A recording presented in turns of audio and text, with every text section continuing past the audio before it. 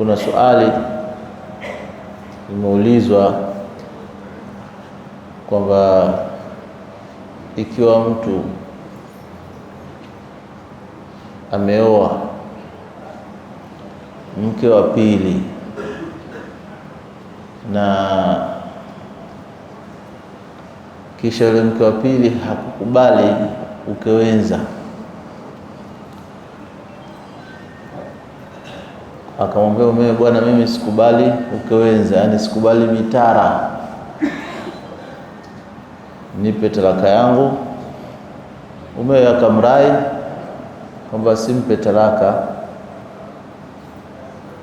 akawa amemwachia kwamba afikirie, au ndio yuko katika namna ya kumfanya subiri. Lakini na mwanamke naye ile jambo hakuliweza, na kwa ile jahili ambayo ilikuwako akawa ameondoka au amebakia sehemu ambayo yuko mbali na mumewe. Kisha kwa muda mrefu sana, kwa kuwa hakuachwa. Kwa nini nimependa kulisema swala hili? Nimeulizwa binafsi, lakini nimependa kulisema kwa sababu ndio lipo katika wengi wa sisi, kwamba yule mwanamke akaolewa akapata mtoto. Je, hapa inakuwaje kisheria? Ile ndoa yake sawa, na pia yule mtoto ni halali, kwa sababu huku yule mume anaendelea kuspendi na mke mwingine, na yule kule muda mrefu amekaa peke yake kwa kuwa hataki kukaa mitara, kukaa ukewenza. Sheria hapo iko vipi? Tunasema kwanza, moja kwa moja, ambayo ndio jambo lipo sana hili, ikitokea ukorofi hawajaachana, na kama unavyojua sheria imempa mume mamlaka ya talaka. Kwa kama imempa mume mamlaka hiyo, mara nyingine mume naye anaona sio katika islahi, lakini anaona kwamba mimi ndio mwenyewe sasa, inabidi utasubiri tu hata ikiwaje. Sasa kwanza, kabla hajatoa jawabu, wewe umepewa rujulia, yani mwanaume umepewa ile ar-rijalu qawwamuna 'ala an-nisaa.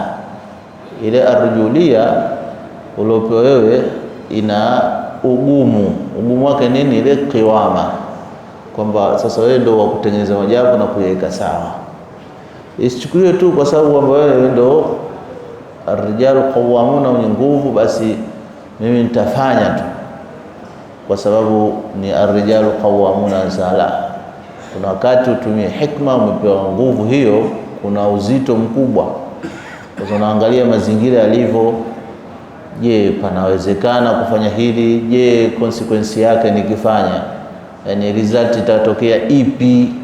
Yote inabidi uyaangalie, na ukiona kwamba result yake itakuwa sio mzuri, na kuna watoto na mengineo, haina haja kumwambia yule mke kwamba umeongeza mke mwingine. Na kosa kama hili linazalishwa, kosa kama hili mara nyingine la mume kuongeza mke linazalishwa na tamaduni za jamii zetu, Siku hizi nakuwa napenda kulisemea jambo hili kila mahala inapowezekana kusema tamaduni za jamii zetu, kwa sababu tunaambiwa mtu akitaka kuongeza awe na uwezo. Lakini utaona wengi katika sisi jamii ya Kibantu au Waswahili hawana uwezo, alafu wanaongeza. Katika observation na kuuliza, mpaka tukauliza pia wazazi wetu ambao sisi tuko na Wabantu, tukiwauliza wanakuambia naam, kuna mila ikiwa mke yuko ujauzito, na ujauzito haingiliani na mumewe, kisha akijifungua pia haingiliani na mumewe almost miaka 2. Yani hii ni mila, nadhani nyewe baadhi yenu mtakuwa mashahidi. Yani mtu aingiliane na mkewe mwaka ule wa mimba na miaka 2 baada ya kujifungua. Sasa huyu mume ataishi vipi namna hiyo? Ndio sasa unapelekea sasa wazi kidogo, kuna ile bwana kwamba fankihu ma taba lakum min an-nisa'i mathna wa thulatha wa ruba', kwa sababu huku ndo hakuna njia yoyote, na akijiangalia hana uwezo, anahofia kuzini. Kwa hiyo nikasema kwamba ndio maana hizi ndoa mara nyingine kwa wale hali za duni zinasababishwa na mila. Hii ni mila ambayo ipo kwa wale Wabantu au Waswahili, wanafanya namna hiyo, kwamba mke akiwa ujauzito kuingiliana hamna hii katika sheria ya Uislamu, au akijifungua hakuna kuingiliana. Anasema vipi mtoto atakuwa hakui vizuri, ataharibika. Tumejaribu kuulizia na ni kweli imekuwa hivyo, kwa mtoto ataharibika. Anaharibika na nini yule mtoto? Ni perceptions zimejengwa katika akili zetu sisi, ambazo sio mila ya Uislamu na sio mwenendo wa kisheria, imesababisha matatizo kama hayo. Wale sasa ambao ndio hawana uwezo, wanaogopa, wanaangukia kwenye zina, kwamba leo watazini kwa kujificha ficha mpaka mkewe kidogo tena kashamaliza miaka 2 ya kunyonyesha, haya tena maisha yaendelee. Ndio mataada ya kuchukua vijana wake kukaa na mwanamke bila kumwoa ameonekana ni rahisi jambo hili kwa tabia za Kiafrika au za Kiswahili. Imekuwa jambo la kawaida kwa sababu ya hizi mila ambazo zilowekwa kuacha sheria. Kwa hiyo inabidi tuziepuke na tukumbushane mila, tuziache, tufuatane sheria ya Uislamu. Maadamu mke ametoharika, na pia kibiolojia ikiwa mke hana tatizo lolote kwenye hali ya ujauzito, kila ukimuingilia ndo ile sura inakuwa ashbah na yule mzazi wake wa kiume. Ikiwa haumuingilii mara kwa mara, itakuwa ashbah na mzazi wake wa kike kwa namna yote. Sasa ikiwa mfano maradhi, kuna wengine wakishika ujauzito wanakuwa na maradhi moja kwa moja mpaka anajifungua, hii kesi nyingine, la yukallifullahu nafsan illa usaha. Lakini kama hakuna maradhi hayo, kule kumuingilia tu mwanamke sio ndo ubaya, ndo uzuri wakati yeye na ujauzito. Tuache zile mila mbaya, na akijifungua ni siku 40 tu, na taratibu za Uislamu zimeelekeza. Kama unahofia labda atashika ujauzito mwingine, taratibu za Uislamu zimeelekeza. Sina maana tunaambia kunna na'zil wal Qur'an yanzil, kwamba tulikuwa tukimwaga mbegu zetu za uzazi nje ya tupu za wake zetu, na Qur'ani inashuka. Haijatukataza Qur'ani, wala pia haijakataza hadithi za Mtume. Sasa Mtume mwenyewe hajatukataza. Kwa hiyo isiwe mila kama hizo zinatupeleka kwenye ubaya. Sasa tukirudi kwa wanaume, na sisi tuwe na fikra kwamba je, ile hali na wewe Mwenyezi Mungu hapa wale mtihani. Sasa chukua picha kwamba mtihani ule na wewe ungekupata wewe, kwamba ungekuwa ndio time na wewe ni mwanamke, alafu unataka kuolewa mwanamke mwingine. Ukiwaza hivi na kufikiri hivi, inakupeleka kwenye hekima ile jambo ulifanya kwa namna nzuri, si mjarudi tu kulifanya kwa sababu mwanaume nishaambia bwana ukitaka kuoa uoe bwana, hakuna dharura, hakuna jambo lolote linakupelekea hivyo. Hapo utakuwa unaweza kuingia kwenye makosa, kwa sababu wengi sana wanaotaadudi zaujati, kuna maharibifu ya malezi ya watoto, kuna uharibifu wa kusababisha watu kufanya uzinifu, kwa sababu kule mtu apeleki mahitaji na yule mwanamke anahitaji mahitaji, inabidi amchiti mumewe. Wale watoto pia wanakuwa katika hali ambayo jamii yetu akisema inaonekana duni, kwa sababu ile huwa watoto tofauti kwa concept ya kwamba kila mtu ana riziki yake bwana. Hatukatai, lakini tushaambiwa sisi wala tulqu biyadikum la tahluka khudhu hidrakum, yote ni Qur'ani hiyo, kwamba inna Allaha la yughayyiru ma qawmin hatta yughayyiru ma anfusihim.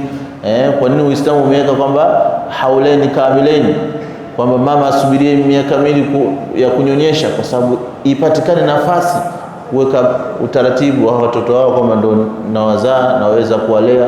Lakini ukishakuwa na watoto wengi, kipato chako hakipo, shida katika jamii. Kwa uchache utaanza kuwalaumu wanaokuzunguka, ndugu zangu wanisaidii, Waislamu na roho mbaya, matajiri hawafai, kwa sababu wewe mwenyewe hujajipangilia ule nidhamu, na Uislamu ni nidhamu. Kwa hiyo lazima tuangalie jambo kama tusiliendee tu kwa zile kauli ambazo za kijiweni, nasema mimi hizo kauli za kijiweni za jobless.